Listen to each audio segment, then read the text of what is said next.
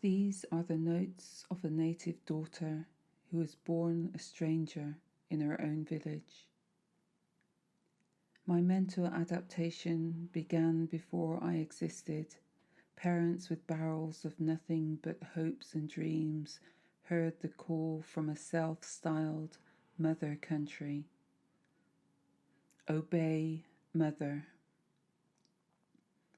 Migration, though forcefully inherited, appealed more than the pockets of poverty distributed by the paleness of the retreating empire.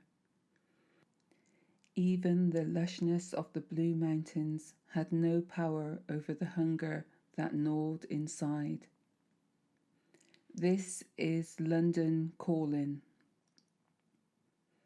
Ready or not, the transplant took place, grafting into the stony Wiltshire community as James Bond took up residence in the maternal homestead of St. Mary's, Jamaica. History repeating itself with a strange crossing of nautical fortunes. Live and let die, and Dr. No soaked up the sun, while my altered family repelled barbed comments and cold shoulders in daily battles to stay afloat.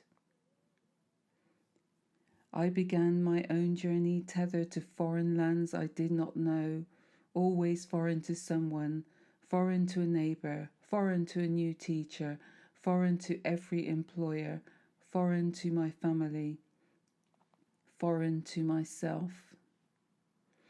My skin was a passport to nowhere in my home country. This is Africa calling. Go back home, you don't belong. Obey the mother country. Around the fireplace through gritted teeth, they tell us, wait, have patience, we were called. They were handcuffed to an illusion.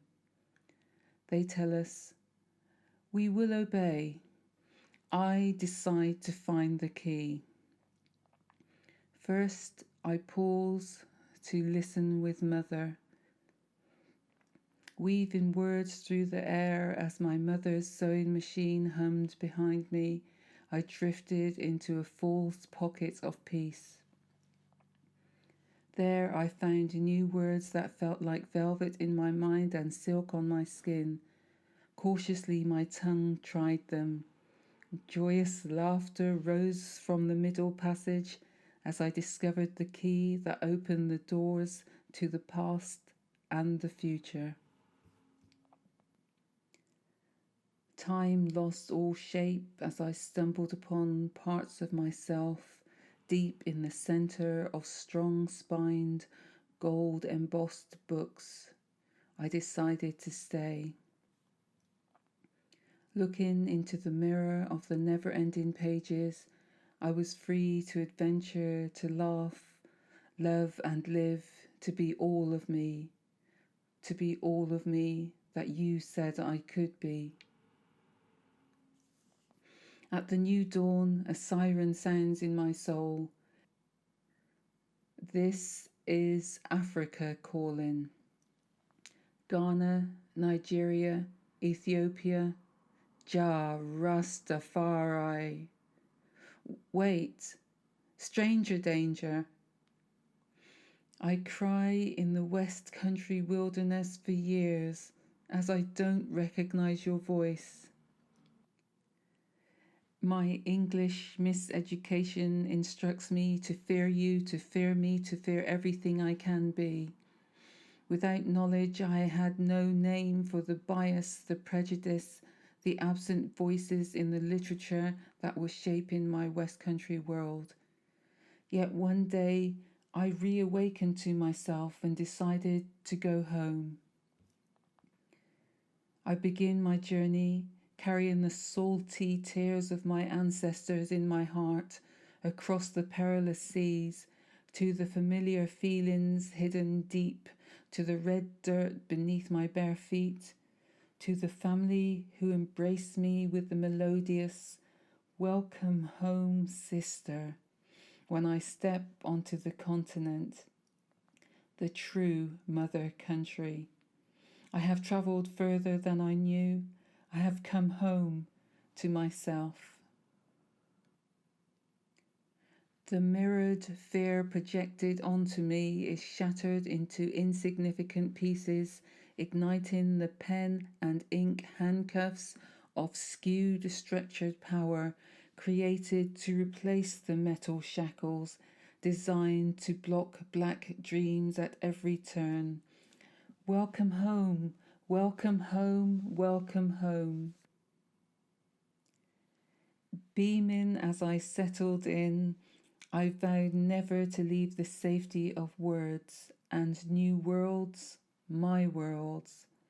I remembered the childhood times of weaving words through the air. Listen to mother and father. Listen to the wisdom from the elders. They know it takes a village to raise a child.